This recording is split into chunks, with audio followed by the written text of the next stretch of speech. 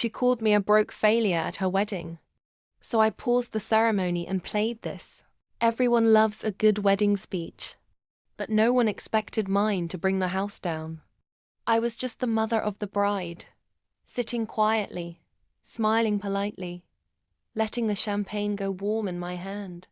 My daughter, my only child, looked radiant in lace, laughter bubbling from her lips as she floated through the reception like royalty. But then I heard her. I wasn't meant to. I was behind a column of floral arrangements, forgotten like an old prop. She was introducing me to her new in-laws. And I quote, "Don't mind her. That's just my mum. She's kind of a failure, honestly. She's broke. A bit of a burden. Just smile and nod." The words didn't cut, they scorched. I raised her, loved her, gave her everything after her father died.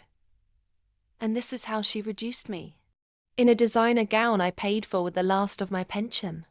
No, not today. I didn't storm out. I didn't cry. I stood. And I asked for the microphone. People clapped, assuming I'd give some sweet, trembling tribute to the bride and groom. Oh, but I had something better. I smiled at my daughter. She froze. I watched the blood drain from her face. Maybe it was the calm in my voice. Maybe it was the flash drive in my hand. I'd like to share something. From someone who couldn't be here. I pressed play. The room fell silent as my late husband's voice filled the hall. His warm, familiar tone echoed off crystal chandeliers. "If you're hearing this, it means I'm gone," he said.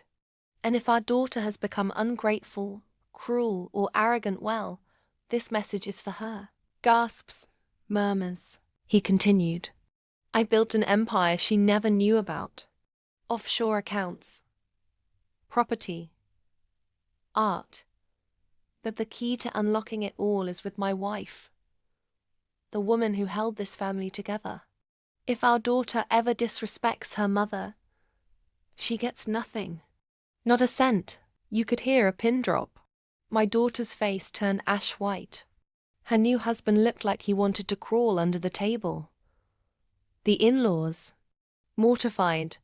I looked around the room and said, calmly, "I may be old. I may not wear wealth on my sleeves. But I am not broke.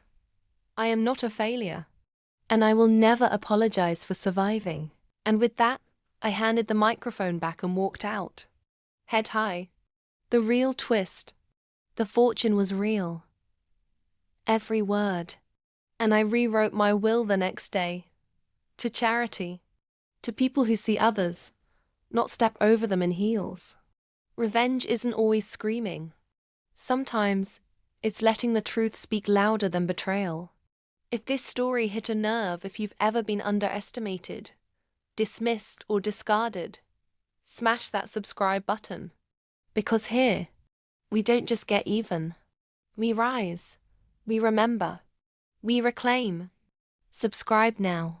For every woman who's ever been told she's nothing. This channel is everything.